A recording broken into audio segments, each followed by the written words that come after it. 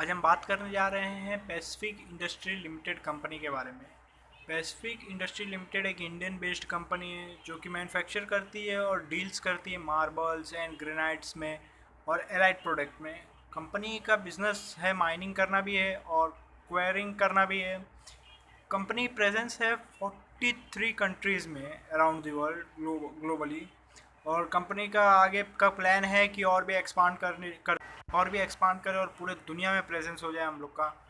और भी जान लेते हैं कंपनी के बारे में। कंपनी का मार्केट कैप 105 करोड़ का है और अभी जो करंट प्राइस चल रहा है वो 305 रुपीज़ का है। कंपनी का पी 6.11 का है।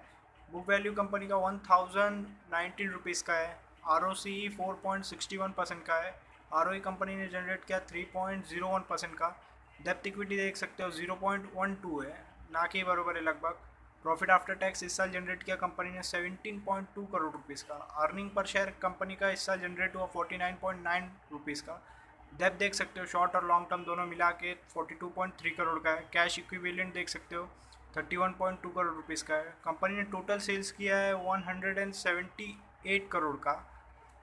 क्वार्टरली रिजल्ट देख लेते हैं कंपनी का। सितंबर क्वार्टर में कंपनी ने सेल्स किया 41.37 करोड़ का, जिसमें प्रॉफिट बिफोर टैक्स रहा 6.68 करोड़ का और प्रॉफिट आफ्टर टैक्स रहा 5.39 करोड़ रुपीज़ का। और अर्निंग पर शेयर कंपनी ने जनरेट किया 15.64 रुपीज़ का। दिसंबर क्वार्टर में कंपनी ने सेल्स किया 42.32 करोड़ रुपीज़ का, जिसमें प्रॉफिट बिफोर टैक्स कंपनी ने जनरेट किया 1.24 करोड़ का और प्रॉफिट आफ्टर टैक्स जनरेट किया 1.05 करोड़ का और अर्निंग पर शेयर जनरेट किया 3.05 रुपीज़ का। मार्च क्वार्टर में कंपनी ने सेल्स किया 69.84 करोड़ का, जिसमें प्रॉफिट बिफोर टैक्स रहा 5.06 करोड़ का, प्रॉफिट आफ्टर टैक्स रहा 2.39 करोड़ रुपीज़ का और अर्निंग पर शेयर रहा 6.93 रुपीज़ का।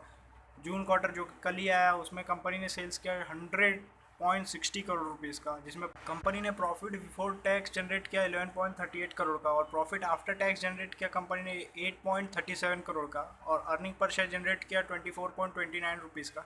अगर आप जून पिछले क्वार्टर से कंपेयर करोगे तो कंपनी ने 4 गुना ज़्यादा सेल्स की इस क्वार्टर में। प्रॉफिट एंड लॉस स्टेटमेंट जान लेते हैं कंपनी का।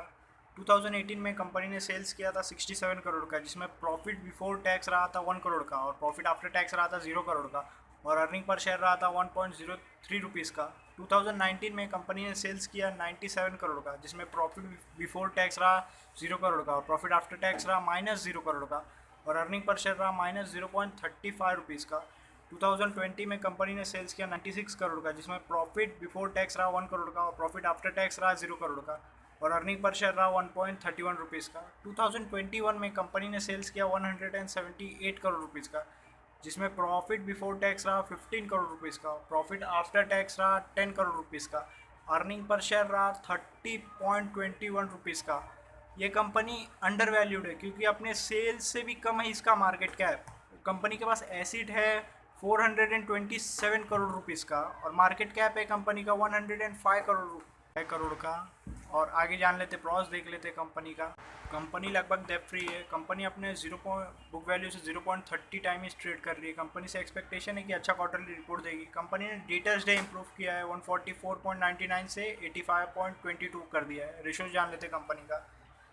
पिछले 10 साल का कंपाउंडेड सेल्स ग्रोथ रेशो हमारे पास अवेलेबल नहीं है। पिछले 5 साल का भी अवेलेबल नहीं है। पिछले 3 साल का 39% रहा है कंपाउंडेड सेल्स ग्रोथ और एस्टिमेट है कि आने वाले साल में रहेगा 167%। प्रॉफिट ग्रोथ देख लेते कैसा हुआ है। पिछले 10 साल का हमारे पास अवेलेबल नहीं है।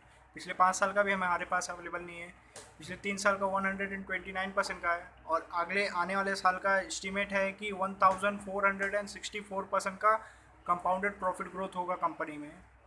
और भी स्टॉक का प्राइस देख लेते कैसे मूव किया है। पिछले 10 साल में एवरेज 6% के हिसाब से मूव किया है। पिछले 5 साल में 15% के स्पीड से मूव किया है। पिछले 3 साल में 34% के स्पीड से मूव किया है। पिछले साल 142% के स्पीड से।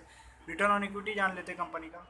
10 साल का हमारे पास अवेलेबल नहीं है। पिछले 5 साल का भी हमारे पास अवेलेबल नहीं है। पिछले 3 साल में एवरेज रिटर्न ऑन इक्विटी रहा है 1% का और पिछले साल रहा एवरेज रिटर्न ऑन इक्विटी 3% का, जो कि कंपनी के एसिड के मुकाबले बहुत कम है। ये शेयर होल्डिंग पैटर्न देख लेते कंपनी का। मार्च क्वार्टर में प्रमोटर्स का होल्डिंग था 73.99% का। जून में भी 73.99% ही रहा। इंस्टीट्यूट का होल्डिंग था मार्च में 0.13% का। जून में भी उतना ही रहा 0.13%। पब्लिक होल्डिंग था मार्च में 25.88% का और जून क्वार्टर के भी दौरान 25.88% ही रहा कुछ। फ़र्क नहीं आया। अगर आपको एनालिसिस अच्छा लगा तो प्लीज़ लाइक करें, शेयर करें, कमेंट करें और सब्सक्राइब ज़रूर करना।